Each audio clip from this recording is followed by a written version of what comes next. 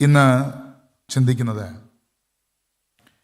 സകലരെയും ഉൾക്കൊള്ളുന്ന യേശു കർത്താവിനെ കുറിച്ചാണ്. അതിനാധാരമായി മത്തായിയുടെ സുവിശേഷം 15-ാം അധ്യായം 21 മുതൽ 28 വരെയുള്ള വാക്യങ്ങളാണ്. അതിൽ 28-ാമത്തെ വാക്യം വളരെ പരിചിതമായ വേദഭാഗമാണല്ലോ. യേശു അവളോട്, സ്ത്രീയെ, നിന്റെ വിശ്വാസം വലിയത്, നിന്റെ ഇഷ്ടം പോലെ തന്നെ നിനക്ക് ഭവിക്കട്ടെ എന്ന് പറഞ്ഞു. ആ നാഴികയിൽ അവളുടെ മകൾക്ക് സൗഖ്യം വന്നു. പ്രാർത്ഥിക്കാം. കുരിശിലൂടെ ഞങ്ങളെ ആഴമായി സ്നേഹിക്കുകയും പ്രാണൻ നൽകി ഞങ്ങളെ വീണ്ടെടുക്കുകയും തിരുസഭയുടെ അവിഭാജ്യ ഘടകമാക്കി ഞങ്ങളെ രൂപപ്പെടുത്തുകയും ചെയ്ത ഞങ്ങളുടെ കർത്താവേ, പരിശുദ്ധാത്മാവിൻ്റെ നിരന്തരമായ ഇടപെടൽ ഞങ്ങൾ അനുഭവിച്ചുകൊണ്ട് നീ ഞങ്ങളിൽ നിന്ന് എന്തെല്ലാം പ്രതീക്ഷിക്കുന്നോ അപ്രകാരം ജീവിക്കുവാനായിട്ട് ഞങ്ങളെ സഹായിക്കണമേ. വേർതിരിവുകളില്ലാതെ ലോകത്തെ സ്നേഹിക്കാൻ, രക്ഷയുടെ അനുഭവത്തിലേക്കും വീണ്ടെടുപ്പിലേക്കും സമൂഹത്തെ ആനയിക്കുവാൻ സഭയായി ഞങ്ങളെ ഒരുക്കണമേ. നിന്റെ വചനം ഇന്ന് ഞങ്ങൾ ധ്യാനിക്കുമ്പോൾ ഞങ്ങളുടെ ഹൃദയം അതുല്യമായ ദൈവികമായ ഉൾക്കാഴ്ച കൊണ്ട് ദീപ്തമാകണമേ. യേശു മശിഹാ മൂലം ഞങ്ങൾ പ്രാർത്ഥിക്കുന്നു, കേൾക്കണമേ. ആമേൻ. ഈ വേദഭാഗത്ത് ശ്രദ്ധ ആകർഷിക്കുന്ന 2 വ്യക്തിത്വങ്ങൾ, അവരെ പരിചയപ്പെടുവാനാണ് ഇന്ന് ശ്രമിക്കുന്നത്. ഒന്ന്, കനാന്യ സ്ത്രീ, മകളുടെ ഭൂതോപദ്രവ നിമിത്തം തകർന്നിരിക്കുന്നതായ ഒരു അമ്മയും ലോകരക്ഷകനായ യേശു ക്രിസ്തുവുമാണ് ഈ 2 വ്യക്തിത്വങ്ങൾ. ഇടുങ്ങിയ മതബോധ്യങ്ങൾക്ക് അപ്പുറത്ത് ദൈവത്തെയും ദൈവരാജ്യ മൂല്യങ്ങളെയും പ്രതിഷ്ഠിക്കുന്ന, മനുഷ്യരുടെ കൂട്ടായ്മ സൃഷ്ടിക്കുന്നവരാണ് ഇവർ 2 പേരും. ദൈവം നമ്മെ വിളിക്കുന്നതും അതിനു വേണ്ടിയിട്ടാണ്. കേവല മതബോധ്യങ്ങൾക്കപ്പുറം ദൈവത്തെയും ദൈവരാജ്യ മൂല്യങ്ങളെയും ചേർത്ത് പിടിച്ചുള്ള മനുഷ്യരുടെ കൂട്ടായ്മകൾ സൃഷ്ടിക്കുന്നവരാകുക. വേദപുസ്തകത്തിൽ അപ്രകാരം ചേർന്ന് നിന്ന സ്ത്രീ പുരുഷന്മാരുണ്ട്. ആഹാബും ഇസബേലും ദൈവത്തിന്റെ രക്ഷാപദ്ധതിക്ക് എതിരായി നിൽക്കുമ്പോൾ 2 പേർ കൂടിച്ചേരുകയാണ്. ഏലിയാവും സാരഫത്തിലെ വിധവയും. വിജാതീയ സ്ത്രീ എന്ന് പറയുന്ന സ്ത്രീയും ദൈവത്തിന്റെ പ്രവാചകനും ഒന്നു ചേരുന്നിടത്ത് ആഹാബ് പരാജയപ്പെടുന്നു. ശൂനേംകാരത്തി സ്ത്രീയും ഏലീശ എന്ന് പറയുന്ന പ്രവാചകനും ചേർന്നിടത്ത് ദൈവാനുരൂപരായ തലമുറ രൂപപ്പെടുന്നു. കാനാവിലെ കല്യാണത്തിന്റെ സമയത്ത് മറിയയും തൻ്റെ മകനും ചേർന്നുള്ള പോരാട്ടം ആ കുടുംബത്തെ രുചി പകരുന്ന കുടുംബമാക്കി മാറ്റുന്നു. ഈ വേദഭാഗത്ത് പുറജാതി എന്ന് വിശേഷിപ്പിക്കപ്പെടുന്ന കനാന്യ സ്ത്രീയും യേശുവും ചേരുന്നിടത്താണ് ദൈവരാജ്യത്തിൻ്റെ പുതിയ രസതന്ത്രം രൂപപ്പെടുന്നത്. അങ്ങനെയാണ് ചിലർ വിശുദ്ധിയുടെ പടവുകൾ കടന്നു കയറുന്നതായ മനുഷ്യജീവിതങ്ങൾ ഉണ്ടാവും. വിശുദ്ധിയുടെ പടവുകൾ കടന്നു കയറുന്ന ഒരു സ്ത്രീയാണ് ഇവിടെ പ്രതിപാദിച്ചിരിക്കുന്ന സ്ത്രീരത്നം. കനാന്യ എന്നുള്ള വാക്ക് ഒത്തിരി കാര്യങ്ങൾ പറയാതെ പറയുന്നുണ്ട്. അവളുടെ പേരോ അവളുടെ ആളത്വത്തെയോ സൂചിപ്പിക്കാത്ത ഒരു ദേശത്തിന്റെ പേര് ചിഹ്നമായി നൽകുന്ന സ്ത്രീയെ എന്തിനു വേണ്ടിയിട്ടായിരിക്കും കനാന്യ സ്ത്രീ എന്ന് വിളിക്കുന്നത്? തീർച്ചയായും ആളത്വവും വ്യക്തിത്വത്തിനും അപ്പുറമായി അവളുടെ കുലവും ജാതിയും ദേശവും പ്രശ്നവൽക്കരിക്കപ്പെടുന്ന ഒരു സാഹചര്യം ഉള്ളത് കൊണ്ടാണ് കനാന്യ സ്ത്രീ എന്ന് വിശേഷിപ്പിക്കുന്നത്. അങ്ങനെയാണ് ദൈവത്തെ കണ്ടുമുട്ടി എന്ന് പറഞ്ഞാലും ഇപ്പോഴും ആളുകളെ വിളിക്കുന്നത് പേരിലല്ല, കുലത്തിൻ്റെ പേരിലാണ്. ഇരുട്ടത്ത് പരതുകയായിരുന്ന ഡയോജനസിനോട് അലക്സാണ്ടർ ചക്രവർത്തി ചോദിക്കുന്നുണ്ട്, എടോ താൻ എന്താടോ ഇരുട്ടത്തിങ്ങനെ കിടന്ന് പരതുന്നത്? അയാൾ തിരിച്ച് ക്രുദ്ധനായി തന്നെ മുഖം കടിപ്പിച്ചുകൊണ്ട് ചക്രവർത്തിയെ നോക്കി പറഞ്ഞു, ചക്രവർത്തി, താങ്കളുടെ അപ്പനായ ഫിലിപ്പ് രാജകുമാരൻ്റെയും പണ്ട് അയാൾ സൂക്ഷിച്ചു വെച്ച അടിമയുടെയും അസ്ഥികൾ തമ്മിൽ എന്തെങ്കിലും വ്യത്യാസമുണ്ടോ എന്ന് ഞാൻ ഇത്താഴെ ഇരുന്ന് പരതുകയാണ്. കനാന്യ എന്നുള്ള വാക്ക് അത് ഒരു കുലത്തെയും ഒരു ദേശത്തെയും പ്രശ്നവൽക്കരിക്കുകയും ഇല്ലാതാക്കുകയും ചെയ്യുന്ന വാക്കാണ്. എന്നാൽ ആ സ്ഥാനത്ത് കനാന്യ സ്ത്രീ വിശുദ്ധിയായി തീരുകയാണ്. വിശുദ്ധിയുടെ പടവുകൾ കയറുന്നു. ആരാണ് വിശുദ്ധർ? 15-ാം അധ്യായത്തിൽ തന്നെ പറയുന്നുണ്ട്. 15-ാം അധ്യായം 18 മുതലുള്ള വാക്യങ്ങൾ വായിക്കുമ്പോൾ പറയുന്നു, വായിൽ നിന്ന് പുറപ്പെടുന്നതോ ഹൃദയത്തിൽ നിന്ന് വരുന്നു, അത് മനുഷ്യനെ അശുദ്ധമാക്കുന്നു. എങ്ങനെയെന്നാൽ ദുർചിന്ത, കൊലപാതകം, വ്യഭിചാരം, പരസംഗം, മോഷണം, കള്ളസാക്ഷി എന്നിവയെല്ലാം ഹൃദയത്തിൽ നിന്ന് പുറപ്പെടുന്നു. മനുഷ്യനെ അശുദ്ധമാക്കുന്ന ഇതത്രേ. കഴുകാത്ത കൈകൊണ്ട് ഭക്ഷിക്കുന്നോ മനുഷ്യനെ അശുദ്ധമാക്കുന്നില്ല. അപ്പോൾ കർത്താവ് പറയാണ്, ആരാണ് പരിശുദ്ധിയുള്ളവർ? വായിൽ നിന്ന് വരുന്ന വാക്കുകൾ കൊണ്ടാണ് ഒരാളുടെ പരിശുദ്ധി മനസ്സിലാക്കുന്നതെങ്കിൽ കനാന്യ സ്ത്രീ തന്നെ അശുദ്ധമെന്ന് വിശേഷിപ്പിക്കുന്നവരുടെ മുൻപിൽ പരിപാവനതയുള്ളവളായി മാറുന്നത് അവളുടെ വാക്കുകൾ കൊണ്ടാണ്, അവളുടെ പ്രാർത്ഥനയാണ്. അവൾ പ്രാർത്ഥിക്കുകയാണ്, ദാവീദ് പുത്ര, എന്നോട് കരുണ തോന്നണമേ. On one side, polluting terminologies, but on the other side, she was trying to purify her life with prayer. ജീവിതത്തിൽ അശുദ്ധിയുടെ ഒത്തിരി കറകൾ മറുവശത്ത് പുരട്ടാൻ ആളുകൾ പരിശ്രമിക്കുമ്പോൾ മറുവശത്ത് ഹൃദയാന്തർഭാഗത്ത് നിന്ന് ഉയർന്നു വരുന്ന സുന്ദരമായ പ്രാർത്ഥനകൾ കൊണ്ട് ജീവിതത്തെ പവിത്രീകരിക്കുന്ന ഒരു പുണ്യ സ്ത്രീയായി കനാന്യ സ്ത്രീ മാറുകയാണ്. പ്രാർത്ഥനയാണ് നമ്മെ വിശുദ്ധീകരിക്കുന്നത്. നമ്മുടെ വായിൽ നിന്ന് ഉയരുന്ന പ്രാർത്ഥനകളും ദൈവികമായ വചസ്സുകളുമാണ് നമ്മെ പുണ്യവാന്മാരാക്കുന്നത്. അതുകൊണ്ട് പ്രാർത്ഥനാ ജീവിതത്തിനായി നമുക്ക് നമ്മെ സമർപ്പിക്കാം. മറുവശത്ത് ഈ സ്ത്രീ അവളെ തളർത്തുന്നതായ, പിന്നോട്ട് വലിക്കുന്നതായ ഒത്തിരി വാക്കുകൾ അവൾ ശ്രദ്ധിക്കുകയാണ്. Down casting replies. ആദ്യം യേശു ഒരു വാക്ക് ഉത്തരം പറഞ്ഞില്ല. പിന്നീട് പറഞ്ഞു കഴിഞ്ഞപ്പോഴത്തേന് ഇസ്രായേൽ ഗൃഹത്തിലെ കാണാതെ പോയവരുടെ അടുത്തേക്ക് പോയുള്ളെന്ന് പറഞ്ഞു. പിന്നെ പറഞ്ഞു നായ്ക്കുട്ടികൾ കിട്ടുകൊടുക്കത്തില്ല എന്ന് പറഞ്ഞു. അവിടെ ഓരോ നിമിഷവും പുറകോട്ട് വലിക്കുന്ന ഡിസ്കറേജിങ് വേർഡ്സ്, തളർത്തുന്ന വാക്കുകളിൽ തളർന്നു പോകാതെ തളരാത്ത പ്രതികരണം കൊണ്ട് വിജയിച്ച ഒരു സ്ത്രീയാണ് കനാന്യ സ്ത്രീ. അവളുടെ വിശ്വാസം പെട്ടെന്ന് ഉലഞ്ഞു പോകുന്നതല്ല, പെട്ടെന്ന് തകർക്കാവുന്നതല്ല. ഈ ഇടയ്ക്ക് വെബിനിവേശം എന്ന് പറയുന്ന ആർട്ടിക്കിൾ വായിച്ചപ്പോഴാണ് മനസ്സിലായത്. അതിനകത്തൊരു പുട്ടിൻ്റെ പരസ്യമുണ്ട്. ആ പുട്ടിൻ്റെ പരസ്യം എന്ന് പറയുന്നത് പെട്ടെന്ന് തകർക്കാവുന്ന കൺസ്ട്രക്ഷൻ എന്നാണ്. പാലാരിവട്ടം പുട്ടെന്നാ പേര്. തൊട്ടാൽ പൊളിയുന്ന പുട്ട്. പുട്ടിൻ്റെ പരസ്യമാണ് പാലാരിവട്ടം പുട്ട്. പെട്ടെന്ന് തകർക്കാവുന്ന കൺസ്ട്രക്ഷൻ. വിശ്വാസമൊക്കെ പലപ്പോഴും ഇങ്ങനെ പുട്ടുപോലായി പോകുന്നുണ്ട്. പിറകോട്ട് വലിക്കുകയും തളർത്താൻ ശ്രമിക്കുകയും ചെയ്യുന്ന ചില വാക്കുകൾ, ഒരു നോട്ടം, ചിലപ്പോൾ ഉദ്ദേശിച്ച ഇടത്തൊരു സ്ഥാനമില്ലായ്മ, ഒരു പുറകോട്ട് വലിച്ചിൽ വരുമ്പോൾ വിശ്വാസം എന്നേക്കുമായി നിശ്ചലമായി പോകുന്ന അവസ്ഥകൾ. Down casting replace, but we could see encouraging responses from this കനാന്യ സ്ത്രീ. ഒന്ന് ആലോചിച്ച് നോക്കുക. പുറകോട്ട് വലിക്കുന്നിടത്ത് തളരാതെ നിൽക്കുന്ന വിശ്വാസം. 3, അവളിൽ കാണുന്ന മൂന്നാമത്തെ പ്രത്യേകത, സമ്പ്രദായങ്ങൾ പിറകോട്ട് വലിക്കുമ്പോൾ വിശ്വാസം കൊണ്ട് ജയം കൊയ്തതായിട്ടുള്ളൊരു സ്ത്രീയായിട്ട് അവൾ മാറുകയാണ്. 15-ാം അധ്യായത്തിൽ പറയുന്നുണ്ട്, അവൻ അവരോട് ഉത്തരം പറഞ്ഞത്, നിങ്ങളുടെ സമ്പ്രദായം കൊണ്ട് നിങ്ങൾ ദൈവകൽപ്പന ലംഘിക്കുന്നു. അവർ പറയുന്നുണ്ട്, ഈ പുറജാതി നിന്ന് വിശേഷിപ്പിക്കുന്നവർക്കൊന്നും ഒന്നും കൊടുക്കാൻ പറ്റത്തില്ല. പക്ഷെ നിങ്ങളുടെ സമ്പ്രദായങ്ങൾ നിങ്ങൾ പുറകോട്ട് വലിക്കുമ്പോൾ മറുവശത്ത് വിശ്വാസത്താൽ അവൾ ജയം പ്രാപിക്കുന്ന രംഗമാണ് നമ്മൾ കാണുന്നത്.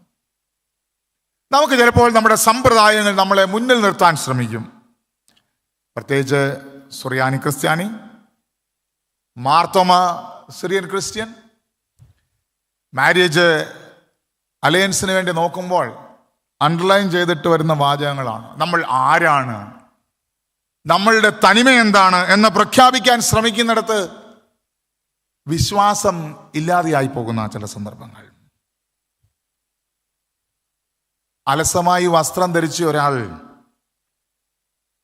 രാജസദസ്സിലേക്ക് കയറി വന്നിട്ട് രാജാവിന്റെ തൊട്ടു മുമ്പിൽ കിടന്ന ഒരു കസേര വലിച്ചിട്ട് അയാൾ അവിടെ ഇരുന്നപ്പോൾ രാജാവ് പുരികം ചുളിച്ചുകൊണ്ട് അയാളോട് ചോദിച്ചു, ഡോ, ആരാണോ താൻ? Hello mister, who are you? അപ്പോൾ അയാൾ ഒന്നും മിണ്ടിയില്ല. രാജാവ് വീണ്ടും, എ കിങ്, ആണ് രാജാവാണോടോ? അയാൾ തിരിച്ചു പറഞ്ഞു, ഐ ആം ബിയോണ്ട് ദാറ്റ്. രാജാവിന് കലിയിളകി. അയാൾ പറഞ്ഞു, നത്തിങ് ഈസ് ബിയോണ്ട് മീ. മറ്റേ ആൾ പ്രതികരിച്ചു, yes, I am that nothing. Yes, I am that nothing. Nothing is real. ജീവിതത്തിൽ നാം നമ്മുടെ ആളത്വം കെട്ടിപ്പടുക്കാൻ ശ്രമിക്കുന്ന ചില വ്യൂഹങ്ങളുണ്ട്, ചില സ്ട്രക്ചേഴ്സ് ഉണ്ട്. അതെല്ലാം ഇങ്ങനെ കെട്ടിപ്പൊക്കി സമ്പ്രദായങ്ങൾക്കുള്ളിൽ അങ്ങനെ മിന്നിത്തെളിഞ്ഞു നിൽക്കുന്നിടത്ത് പലപ്പോഴും നഷ്ടപ്പെട്ടു പോകുന്നത് വിശ്വാസമാണ്. പക്ഷേ നിന്നെ ആ ഓരോ സ്ട്രക്ചറും പൊളിച്ചു കളയുമ്പോൾ നിന്നിലുണ്ടാകുന്നത് വിശ്വാസം മാത്രമായി മാറുന്ന ഒരു സന്ദർഭമുണ്ട്.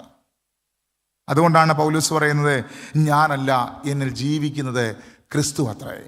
എനിക്ക് പുകഴാനായിട്ട് ധാരാളമുണ്ട്. 8-ാം നാളിൽ പരിച്ഛേദനയേറ്റവൻ ബെന്യാമീൻ ഗോത്രക്കാരൻ, എബ്രായിൽ നിന്ന് ജനിച്ച എബ്രായൻ, ന്യായ പ്രമാണത്തിലെ നീതി സംബന്ധിച്ച പരീശൻ എന്നൊക്കെ പറഞ്ഞ് എനിക്ക് ഒത്തിരി പറയാനുണ്ട്. പക്ഷെങ്കിൽ ഞാൻ അതെല്ലാം പൊളിച്ചു കളഞ്ഞിരിക്കുന്നു. മറിച്ച് ഇന്ന് ഞാൻ ജീവിക്കുന്നത് ക്രിസ്തു അത്രേ എന്നിൽ ജീവിക്കുന്നത്.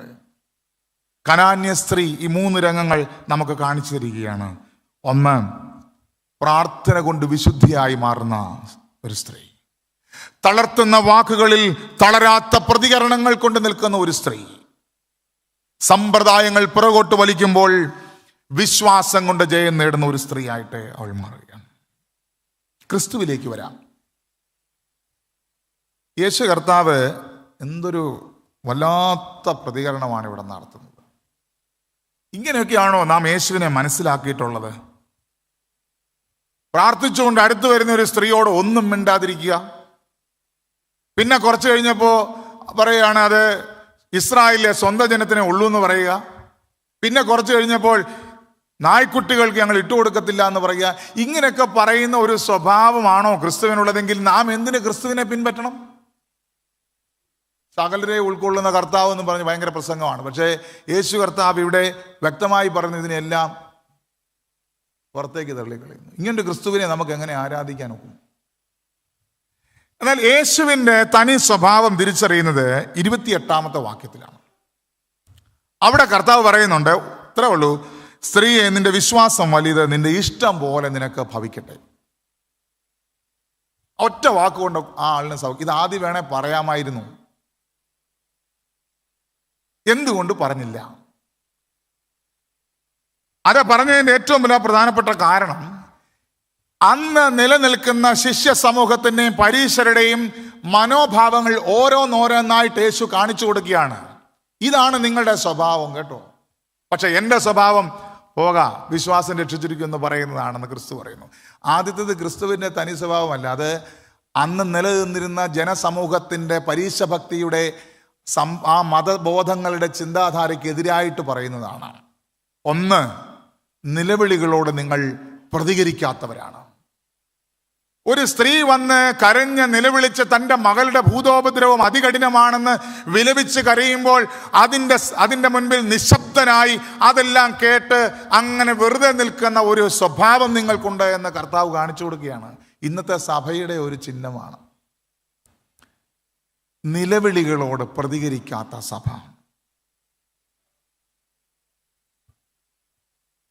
വേദപുസ്തകത്തിൽ അനേക ഇടങ്ങളിൽ ഇത് നമുക്ക് കാണാനായിട്ട് സാധിക്കും. ദൈവത്തിൻ്റെ സൃഷ്ടിയുടെ വേദനയെയും പ്രയാസത്തെയും മനസ്സിലാക്കാൻ കഴിയാതെ പോകുന്ന മനുഷ്യരെ ഒരു സെൽഫ് സസ്റ്റൈനബിലിറ്റിയിൽ എത്തിക്കഴിയുമ്പോഴാണ് പ്രതികരണം നഷ്ടപ്പെടുന്നത്. ഞങ്ങൾക്ക് ആവശ്യത്തിനുണ്ട്, ഞങ്ങൾക്ക് ഇന്ന് വലിയ കുഴപ്പമില്ല, ഇനി ഞങ്ങളുടെ കാര്യം നോക്കാൻ പറ്റും എന്ന് ഏത് സന്ദർഭത്തിലാണോ ചിന്തിക്കുന്നത് ആ സന്ദർഭത്തിലാണ് പ്രതികരണം നിലയ്ക്കുന്നത്. അല്ലേ നിങ്ങൾ പറ. മാർത്തോമാ സഭ എല്ലാം നഷ്ടപ്പെട്ട ഇടത്ത് നുള്ളരിയും പിടിയരിയും പിടിച്ച് അതുകൊണ്ട് ആളുകളെ നോക്കി കയ്യിലുണ്ടായിരുന്ന വസ്തുവകൾ മറ്റുള്ളവർക്ക് വിതരണം ചെയ്ത് ഒരുമിച്ച് പങ്കിട്ട് വളർന്ന ഒരു മാർത്തോമാ സഭയാണിത്. ഈ സഭ ഇന്ന് എല്ലാ തരത്തിലും ആളും അർത്ഥവും ലഭിച്ചു കഴിഞ്ഞപ്പോൾ നമുക്കിന്ന് വേദനപ്പെടുന്നവന്റെ നിലവിളിയെ മനസ്സിലാക്കാനായിട്ട് കഴിയുന്നില്ല. പിരിവാച്ചോ, എല്ലാ ആഴ്ചയിലും അങ്ങ് പിരിവാച്ചോ. ആഹാരത്തിന് വേണ്ടി അരിയെടുത്ത് അടുപ്പിലേക്ക് ഇടുമ്പോൾ അതിൽ നിന്ന് ഒരു പിടി മാറ്റിയിടുന്ന അമ്മ ഒരുപക്ഷെ അമ്മയുടെ ആ ഒരു നേരത്തെ ഭക്ഷണം വെടിഞ്ഞുകൊണ്ടായിരിക്കാം.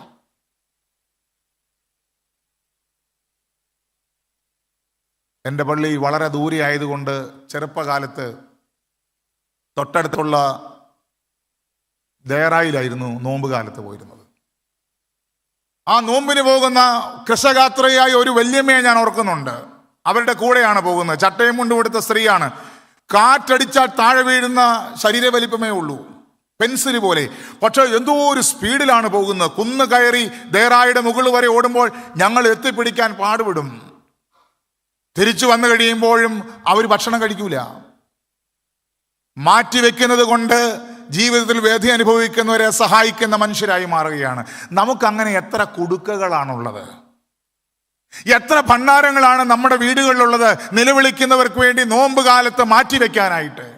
ജീവിതത്തിൽ ചിലതൊക്കെ മാറ്റിവെച്ചിട്ട്, ചില സുഖങ്ങളെ മാറ്റിവെച്ചിട്ട് വേർതിരിച്ചു വെച്ച് ദൈവനാമത്തിൽ നിലവിളികളോട് പ്രതികരിക്കാൻ നമുക്ക് എത്ര പേർക്ക് സാധിക്കും?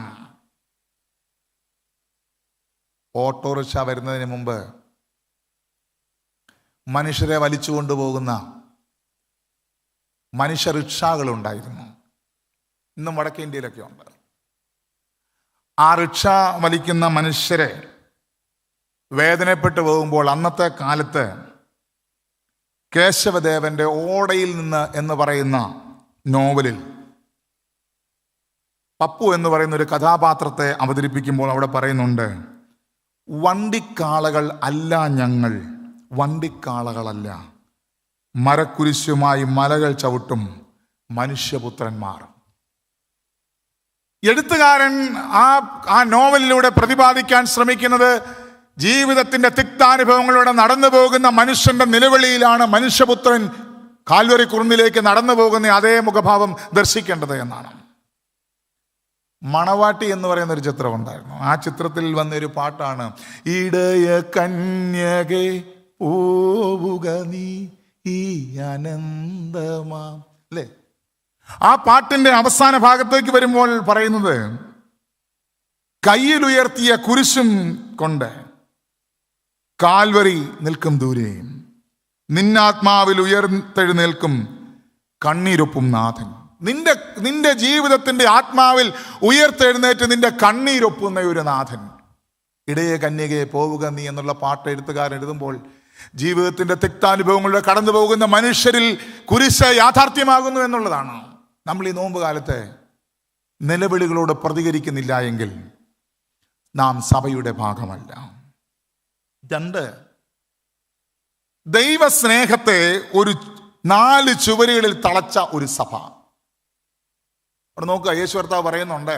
യേശു കർത്താവിനെ നോക്കുമ്പോൾ അവൻ്റെ മറുപടിയാണ്, ഇസ്രായേലിലെ കാണാതെ പോയ ആടുകൾക്ക് വേണ്ടി മാത്രമാണ്. ഞങ്ങൾക്ക് അച്ഛന്മാരും സുവിശേഷകരും ഒക്കെ ഉണ്ട്, പക്ഷെ ഞങ്ങളുടെ സഭയ്ക്കകത്ത് നിന്ന് വർക്ക് ചെയ്യത്തുള്ളൂ. പണ്ട് ഇടവക പട്ടക്കാരെന്ന് പറഞ്ഞു കഴിഞ്ഞാൽ, ഇടവക എന്ന് പറയുന്നത് ഒരു പള്ളി മാത്രമല്ല, പള്ളിക്കപ്പുറത്തേക്കാണ്. എനിക്കൊരു 10-15 ഹിന്ദു സ്നേഹിതരുണ്ട് ഈ പ്രദേശത്ത്. ഒരു 2 മുസ്ലിം ഫാമിലിയുണ്ട്.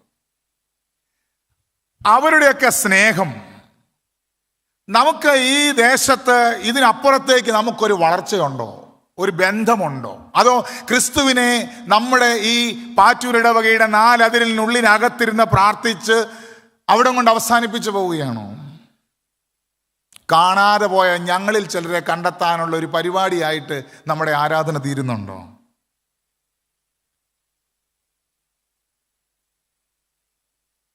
രണ്ട് പുരുഷന്മാർ, ദൈവപുരുഷന്മാർ. ഒന്ന് മുണ്ടകപ്പാടം PC ജോർജ്, 2 സന്യാസം സ്വീകരിച്ച സാധു മത്തായിച്ചൻ. ലോകമഹായുദ്ധങ്ങളുടെ കടുത്ത തീവ്രത അനുഭവിച്ചുകൊണ്ട് ലോകം കഴിയുമ്പോൾ, പ്രത്യേകിച്ച് ഇന്ത്യയും കേരളവും നീങ്ങുമ്പോൾ, അതിൻ്റെ മധ്യത്തിൽ PC ജോർജ് സാറ് മുണ്ടകപ്പാടം അഗതി മന്ദിരം സ്ഥാപിച്ചു. സാധു മത്തായിച്ചൻ അതിൻ്റെ തൊട്ടടുത്ത് ആശ്രമം സ്ഥാപിച്ചു, ക്രൈസ്തവാശ്രമം മാങ്ങാനം. ഈ 2 കാര്യങ്ങൾ നിങ്ങൾ ഇനിയിപ്പോൾ ഗൂഗിളിലൊക്കെയാണ് സെർച്ച് ചെയ്ത്, നേരിട്ട് കാണുന്ന പരിപാടി ഇല്ലല്ലോ. ഗൂഗിൾ അവസാനിപ്പിച്ചിട്ട് ഒരിക്കൽ മുണ്ടകപ്പാടവും ആശ്രമവും ഒന്ന് കാണുന്നത് നല്ലതാണ്. ദൈവത്തിൻ്റെ സ്നേഹത്തെ ഒരു 4 ചുവരിൽ ഒതുക്കാതെ പുറത്തേക്ക് കൊണ്ടുപോയി അഗതികളെ സംരക്ഷിക്കുന്ന മുണ്ടകപ്പാടം അഗതി മന്ദിരവും, താപസ ശ്രേഷ്ഠരെ ഉൽപ്പാദിപ്പിക്കുന്ന, അതിലൂടെ സാമൂഹ്യ പ്രതിബദ്ധതയുള്ളതാക്കുന്ന സാധു മത്തായിച്ചൻ്റെ ക്രൈസ്തവാശ്രമവും ദൈവസ്നേഹത്തെ പുറത്തേക്ക് കൊണ്ടുപോകുന്നതാണ്. വീണ്ടും ക്രിസ്തുവിലേക്ക് നാം നോക്കുമ്പോൾ അവിടെ കാണുന്നത്, ക്രിസ്തു പറയുകയാണ്, മക്കളുടെ അപ്പം എടുത്ത് നായ്ക്കുട്ടികൾക്ക് ഇട്ട് കൊടുക്കുക. ഈ 2-3 വാക്കുകൾ, നായ്ക്കൾ, ഇട്ട് കൊടുക്കുക, എറിഞ്ഞു കൊടുക്കുക. അതിനിടയ്ക്ക് മേശ എന്ന വാക്കൊക്കെ വളരെ ബിംബങ്ങളാണ്. മേശ, ടേബിൾ റോയലാണ്. ഇട്ട് കൊടുക്കുക എന്ന് പറഞ്ഞാൽ അത് ബഹുമാനപൂർണ്ണമുള്ള കാര്യമല്ല. നായ്ക്കൾ എന്ന് വിളിക്കുന്നു, അങ്ങനെയല്ല. മനുഷ്യരെ, നമ്മൾ വലിയ ആരാധനക്കാരാണെങ്കിലും പരസഹായം കൊതിക്കുന്നവരെ പ്രാന്തവൽക്കരിക്കുന്നവരാണ് നമ്മൾ എന്നാണ് കർത്താവ് പറഞ്ഞത്. അപേക്ഷ കിട്ടണം, അപേക്ഷയ്ക്കാകാം ഒന്ന് വായിച്ച് കേൾക്കണം, ആ കേൾക്കുന്ന അപേക്ഷയിന്മേൽ ആളിനെ മുമ്പിൽ നിർത്തി അവരുടെ പേര് വിളിച്ചു പറയണം എന്നൊക്കെ പറയുന്ന ഒരു കാലഘട്ടം. അതിനൊരു അപവാദമാണ് നമ്മുടെ സെൻറ്റനറി പ്രോഗ്രാം. ആർക്കൊക്കെ കാശ് കൊടുക്കണോ അവരെ ആരെയും കൊണ്ടുവന്നില്ല, അവരുടെ ഏജൻസ് മുഖേന അത് കൊടുത്തു. ആരുടെയും പേര് പ്രഖ്യാപിച്ചില്ല. ആർക്കാണിത് വാസ്തവത്തിൽ അതിനൊരു വ്യക്തിയെ മുമ്പിൽ നിർത്തിയ ആളിനാണെന്ന് പറഞ്ഞില്ല. ഇത് ഒരു തനിമയാർന്ന അനുഭവമാണ്. ഞാൻ എൻ്റെ വാക്കുകൾ അവസാനിപ്പിക്കുകയാണ്. 2 വ്യക്തിത്വങ്ങൾ, കനാന്യ സ്ത്രീ, യേശു ക്രിസ്തുവും.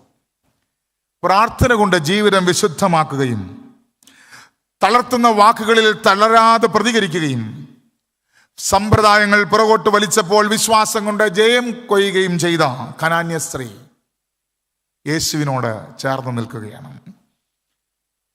യേശുവിൽ നാം കാണുന്നത് നിലവിളികളോട് പ്രതികരിക്കാത്ത സഭയെയും, ദൈവസ്നേഹത്തെ 4 ചുവരുകളിൽ കെട്ടിവെക്കുന്ന സഭയെയും, പരസഹായം കൊതിക്കുന്നവരെ പ്രാന്തവൽക്കരിക്കുന്ന സഭയെയുമാണ് കാണുന്നത്.